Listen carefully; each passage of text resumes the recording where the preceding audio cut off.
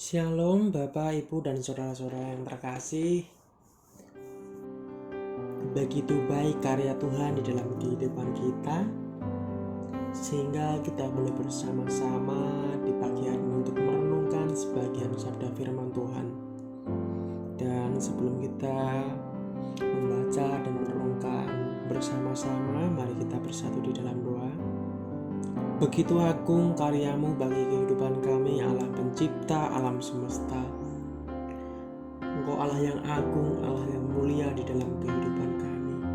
Kami bersyukur Bapa untuk pagi hari ini Engkau boleh menyertai kehidupan kami, sehingga kami boleh bersama-sama membaca, merenungkan, bahkan mendengarkan kebenaran firman. Dialah Roh Kudus yang bekerja di dalam kehidupan kami. Terima kasih, kami akan membaca dan merenungkan firman-Mu. Biarlah Tuhan mengurapi pribadi lepas pribadi kami semua. Di dalam satu nama Yesus Kristus, Allah kekasih jiwa kami. Haleluya. Amin. Bapak, Ibu, dan saudara-saudara yang terkasih, renungan kita di pagi hari ini bertema apa yang dapat kita pelajari dari kehidupan Petrus. Simon Petrus juga dikenal sebagai Kefas di dalam Yohanes 1 ayat 42 adalah salah satu pengikut pertama Yesus Kristus. Ia merupakan murid yang sangat bersemangat dan lantang, juga salah satu kerabat terdekat Yesus, seorang rasul dan soko guru gereja. Dalam Galatia 2 ayat 9, Petrus bersikap antusias, keras kepala, impulsif. Petrus mempunyai banyak keunggulan, namun juga beberapa kelemahan. Meskipun demikian, Tuhan Yesus memilih menggunakannya terus bekerja membentuk karakter menjadi yang Ia harapkan. Simon Petrus berasal dari Betsaida di dalam Yohanes 1 ayat 44 dan hidup di Kapernaum di dalam Markus 1 ayat 29. Dua kota yang berbeda di pesisir Danau Galilea. Ia berstatus menikah di dalam 1 Korintus 9 ayat yang kelima dan di dalam Markus 1 ayat yang ke-30. Dan ia serta Yakobus dan Yohanes merupakan mitra dalam usaha penangkapan ikan di dalam Lukas 5 ayat yang ke-10. Simon Petrus menemui Yesus setelah dikenalkan oleh Andreas, saudaranya yang mengikuti Yesus setelah mendengar Yohanes Pembaptis berkata bahwa Yesus adalah anak domba Allah di dalam Yohanes 1 ayat 35-36. Andreas kemudian langsung mencari saudaranya untuk memperkenalkan Yesus. Ketika bertemu dengan Simon, Yesus memberinya nama yang baru, Kefas bahasa Aram atau Petrus bahasa Yunani, yang berarti batu karang di dalam Yohanes 1 ayat 40-42. Beberapa waktu kemudian secara resmi Yesus memanggil Petrus supaya mengikutinya, dan dalam proses itu menghasilkan mukjizat penangkapan ikan di dalam Lukas 5 ayat 1-11. Dengan serentak Petrus meninggalkan semuanya itu untuk mengikuti Tuhan di dalam ayat yang ke-11. Selama 3 tahun kemudian Petrus hidup sebagai murid Tuhan Yesus. Berbakat memimpin, Petrus menjadi juru bicara ke-12 murid di dalam Matius 15 ayat yang 15 dan di dalam Matius 18 ayat yang ke-21 dan 19 ayat yang ke-27. Dan juga di dalam Markus 11 ayat 21 dan di dalam Lukas 8 ayat 45 dan 12 ayat 41.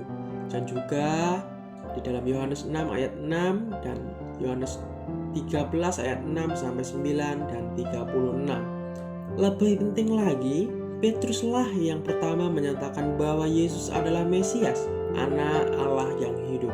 Sebuah fakta yang Yesus kenali sebagai kebenaran yang diungkapkan oleh Allah di dalam Matius 16 ayat 16 sampai 17. Bersama Yakobus dan Yohanes, Petrus adalah bagian dari kelompok murid Yesus yang paling dalam.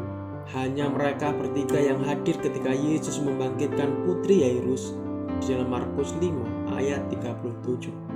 Dan ketika Yesus mengalami transfigurasi di atas gunung di dalam Matius 17 ayat yang ke-1. Petrus dan Yohanes diberi tugas khusus menyiapkan perjamuan Paskah yang terakhir di dalam Lukas 22 ayat yang ke-8. Dalam beberapa peristiwa, Petrus menunjukkan sikap terburu nafsu. Sebagai contoh ialah Petrus yang meninggalkan perahu untuk berjalan di atas air mendatangi Yesus di dalam Matius 14 ayat 28 sampai 29. Dan ketika pandangannya beralih dari Yesus, ia mulai tenggelam di dalam ayat yang ke-30.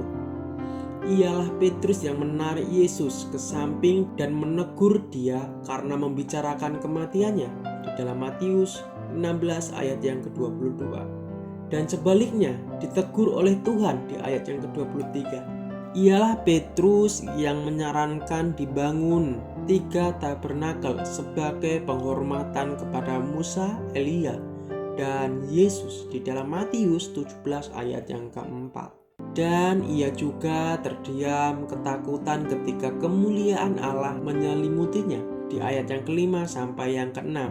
Ialah Petrus yang mengeluarkan pandangannya dan menyarankan hambanya Imam Agung di dalam Yohanes 18 ayat yang ke-10, dan langsung diperintahkan untuk menyarungkan senjatanya di dalam ayat yang ke-11.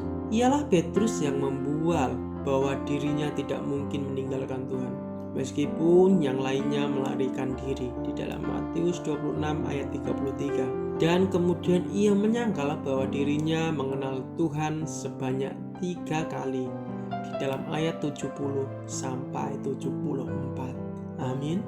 Mari kita bersatu di dalam doa. Terima kasih Bapa untuk kebaikan-Mu bagi kami yang kami boleh rasakan hingga pada saat ini. Semua itu karena anugerah-Mu, karya-Mu yang ajaib bagi kami semua, sehingga kami boleh bersama-sama membaca merenungkan kebenaran firman. Begitu berharga Engkau di dalam kehidupan kami. Terima kasih untuk nafas yang baru. Biarlah kehidupan kami Tuhan, biarlah Engkau yang memberkati, menyertai di dalam setiap pekerjaan kami, aktivitas kami di sepanjang hari ini. Dalam satu nama Yesus Kristus, Allah penolong kami. Haleluya. Amin. Shalom, selamat pagi, selamat beraktivitas. Tuhan Yesus memberkati kita semua.